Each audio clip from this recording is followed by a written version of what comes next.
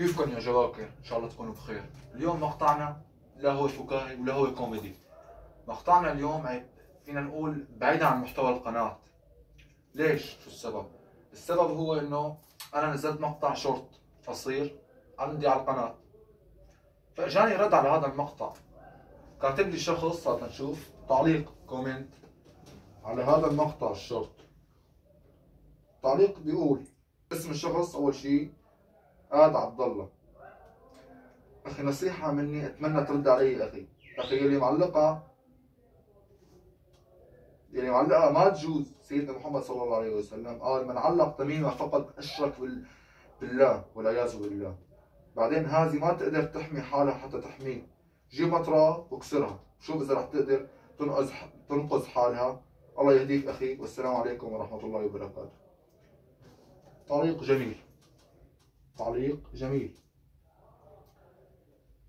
التميمة قصده على هيك. انا بعثت له تعليق، قلت له قصدك على عين اللحم الا عين زرقاء. هو هي عنده تميمة. هي ها ما حزعلك، هي ضايقتك انت. هلا هي اول شيء انا ما كانت خاطره ببالي انه تحميني، اكيد ما في شيء بيحميني غير رب العالمين، اكيد شيء مفروغ منه، يعني شيء بديهي. بس هي كانت انا كنت حاطه انا من شيء، يعني فينا نقول من الديكور، ماني حاطه انا انه تحميني، اكيد هي ما حتقدر تحمي حالها، هي ازاز، يعني هي ازاز، تمام؟ ما حتقدر تحمي حالها لحتى تحميني. انا يعني من الشاكرين لك، انا من الشاكرين. هي انت عم تقول عنها تميمه. في كثير ناس بتحطها، يعني على فكره بس لكم شغله، انه هي اول مره انا بعرف انه العين الزرقاء حرام، ما بجوز، في اشراك بالله. هي اول مره، يا ريت هذا المقطع يوصل لكثير ناس. انا هي اول مره، وفي كثير ناس بتعرف انه هي ما بتجوز. انا هي اول مره قريت تعليق عبد الله انه عم بيقول لي انه التميمه وهي العين الزرقاء ما بجوز تنحط، انه ما حرام، في اشراك بالله والعياذ بالله. الله ينعمه ويزعلك. ها فاضل اياها، كبيناها. اخي عبد الله عن جد انا بتشكرك، عن جد الله يكثر من امثالك. صارت هي الناس كثير قليله.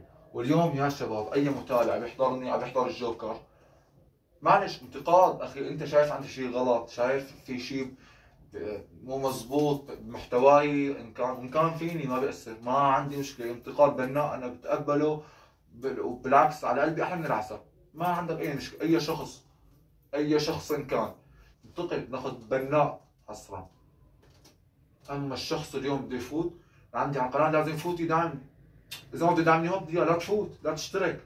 يمكن انا صحيح في اول قناتي واول فيديوهاتي ولسه هيك انا ما عم جيب كم مشاهده، معلش ما عندك مشكله، ما عندك مشكله. بس انا باكد لكم وبعون الله، واذا الله راد انه هاي القناه رح تنشهر، رح ينعرف الجوكر، رح ينعرف اللي ورا شخصيه الجوكر. انتبهوا، رح ينعرف ورا هذا القناع مين هو، بعون الله. بس في نقطه هون حابب احكي عنها، انه هي اليوم انا بالفتره القريبه رح اخذ اسماء المشتركين عندي بالقناه، اسماء الداعمين اللي عندي بالقناه بنفس الوقت، يلي كانوا معي مسيرتي باولها، لان اذا الله راد هي القناه رح تنشهر. برجع بعيد، هي القناه رح تنشهر واتحداك. وان شاء الله بقول بالمستقبل القريب اذا الله راد رح تنشهر، رح يكون في شيء كثير كبير بالنسبه لهي القناه. عم يتجهز هذا الشيء، رح يكون في قصه تلفزيون وما تلفزيون وشهره، يعني ان شاء الله.